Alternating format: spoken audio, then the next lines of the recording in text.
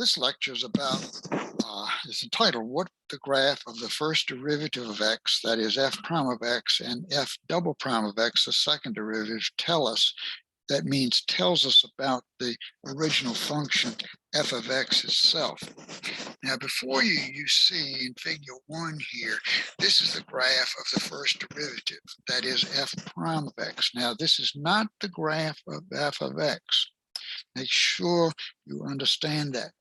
What we want to do is take this, the graph of the first derivative of X, and see if we can describe the function f of X itself.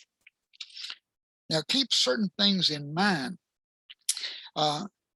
Since this is the graph of f prime of X, now normally, this is the x-axis and the vertical axis is the y-axis, but this is not the y-axis. The vertical axis is y prime, or f prime of X. Now, what that means is any values above the x-axis, then the first derivative or slope is positive. It's important that you know that.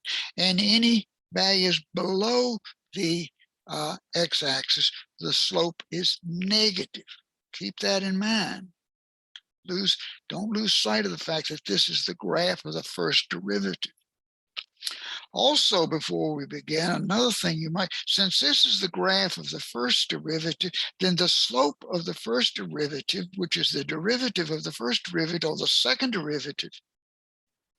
So the slope of the first derivative from here to here is downhill. So that means the second derivative from here to here is downhill or negative. And from here up to here, it's uphill, which means the second derivative is positive. And from here on out, it's downhill again, which means the second derivative is negative. There's things we need to keep in mind before we begin exploring this problem. Now, what we want to find here is we would like to take this graph in figure 1 and answer the following questions in terms of A, B, C, and D, points A, B, C, and D on the graph. We want to name the critical numbers, if there are any. We want to name the relative max and mins, if there are any. We want to name the points of inflection, if any, and we want to state the intervals of increasing, decreasing, and the intervals of concave up and concave down. And we should be able to do all of this from this information of the graph of the first derivative list. So let's see what we have here. First of all, remember, let's take on critical numbers. Critical numbers occur when the first derivative does not exist, and there's nowhere on this graph that the first derivative doesn't exist. Okay. No breaks, no sharp points, and they're all where the first derivative equals 0. Now, this is where the first derivative equals 0. In other words, it's positive up here, it's negative down here, and it's 0 on this axis. So the first derivative is 0 here, and it's 0 here, which that means that A and C are critical numbers. Now, the slope, the graph of f prime of X is above the x-axis here. That means the slope is positive to the left of A, and it's below the x-axis to the right of A. So we have positive to the left and negative to the right, which means that A is a relative maximum. Now here we have another critical number. This is first derivative is 0 here, and the slope is below the x-axis, or negative to the left and positive to the right. So that tells me that C is a minimum. Okay, so we've got found critical numbers, and we found this is a relative max, and we found this is a relative min. Now, since this is the graph of the first derivative, I said slope anywhere is the second derivative. The slope of the first derivative is the second derivative. Well, the slope here of the second is zero. In other words, the equation, the tangent to the graph here is a horizontal line, and that's the second derivative. The slope of the first derivative is the second derivative, and so that's zero. So that's probably a point of inflection. And likewise up here, D, now this is a point of inflection. Now, I know these are points of inflection for several reasons. One, I know because we had that if the second derivative equals, if you set the second derivative equals zero, any answers you get that are not original critical numbers are automatically PIs, points of inflection. So B and D are points of inflection for that reason. Or for another reason, the slope or the second derivative, remember the slope of the slope graph is the second derivative. The slope of this graph here to the left of B is negative. In other words, the second derivative is negative to the left of B. Now negative means concave downward. And to the right of B, it's concave upward. And since it changes concavity, that's another reason that we can declare B to be a point of inflection. Likewise, the slope or second derivative to the left of D is positive, and to the right of D is negative. So that's changing from concave upward to concave downward. So that also verifies that this is a point of inflection. So we know this is a point of inflection. This is a point of inflection. These are critical numbers, of which this is a local or relative max and a local or relative min. And now we know that from here to here, the slope is positive. So this thing is going to be increasing. And let's say this graph, we don't know, we just seen a portion of it, so we'll assume goes on forever. And so this thing is equal to, from minus infinity to A, we'll say this is increasing. And from A over to C, it has a negative slope because it's below the x-axis, the derivative is, so that means it's decreasing, and then it's increasing from C on to wherever, say, infinity. So we have the intervals of increasing, decreasing. Now, we said earlier, since the slope here is negative to the left of B, that is the slope of the slope, or the second derivative is negative. Now, second derivative negative means concave downward. So this thing is concave downward from negative infinity to B. And then it's got a positive second derivative to the right of B. So it's concave upward from B to D. And then it's got a negative. So from D on, we'll say to infinity, it's going to be concave downward again. And so we have answered just about every question here. We have that A and C are critical numbers. A is a relative max. C is a relative min. B and D are points of inflection. And then we have it increasing, followed by decreasing, followed by increasing. And then we have it as concave downward, followed by concave upward, followed by concave downward. So it looks like we've answered the questions that we have here. And you notice there's one thing interesting about this lesson. We're not taking any derivatives. We're not getting out a pencil and doing any calculations or a calculator to do anything. We're just, based on what we know from previous lessons, we're able to just put our thinking caps on and describe the graph without seeing the graph and without doing any manipulations. So that's quite interesting. If you did not get all of this, here we have for you the all of it spelled out, everything that we talked about here, starting with the fact that the first derivative is 0 at A and C, making the critical numbers right on down. We've gone through and written out what we said verbally when we were looking at the graph.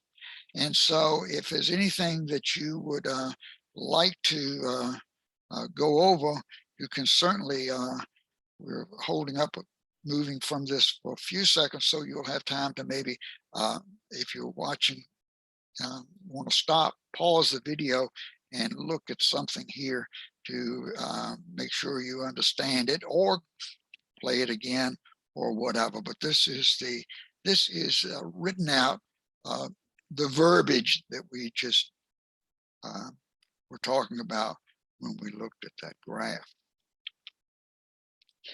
Now, let's look at this. This is the graph of the second derivative. Now, the second derivative does not give us as much information as the first derivative, but we can get some information from the second derivative, the graph of the second derivative. And if nothing else, it's hopefully, since this is the same function, in other words, this is the graph of the second derivative of this function for which we saw the graph of the first derivative. Now, what can we get from this? Well, the second derivative is 0 here, because remember now, this is the graph up here. This is the graph of the second derivative. So just like when we graphed the first derivative, everything above the x-axis, this is the graph of the second derivative, everything above the x-axis, the second derivative is positive, and everything below the second derivative is negative, and everything on the x-axis, the second derivative is 0. So second derivative is 0 here and 0 here. So they are candidates for being points of inflection. Now, we cannot say they're points of inflection. Now, we did establish that they were, this is the same, so this B and D, were points of inflection before. But we can't, we're doing this based on the fact that we're seeing this only, the second derivative. In other words, think now you're only given the second derivative and you want to describe the original function. So these are candidates to be points of inflection. Now, the fact that the second derivative, it's down in this area, which is negative, which this means this graph is concave downward for this region, because it's negative second derivative, and positive from here to here. Well, so it goes from concave downward to concave upward. So that makes it a PI for certain. And this is concave upward, followed by, this is negative second derivative down here, concave downward. So this too is a point of inflection. Now, before we leave this, when I originally said they were candidates, let's suppose I had a situation where we had a graph that did something like this. It came down and touched the graph and went back up. In other words, it touched this line. If you can watch my little hand, touches it and then goes back up. Think of a parabola, maybe, parabolic shape. It touches it, so the second derivative is 0 here. That would not be a point of inflection, because the slope, the second derivative on both sides would be above the x-axis. In other words, they'd both be positive to the left and right, which means it did not change concavity. So when we said this was a candidate, it was a good candidate, but we really did need to verify. Now, that's about all we can get from the graph of the second derivative. The graph of the second derivative is not going to give you a lot of information, not like the graph of the first derivative. And so if we go over here, here's what we were looking for, and here's what we found. And if you read through this, it's a lot of words, it's possible points of inflection, and on down the road, and then concave downward, concave upward, concave downward. So you want to make sure you understand this, but hopefully the description was clear. And again, we didn't pick up a pencil. We didn't do any calculations. We didn't take any derivatives. We only used knowledge that we had and put it to use. Okay. Now, This is the graph of the original function. We save this to last. Now, this is the actual graph of the original function. And the one you saw in figure 1 was the graph of the derivative of this function.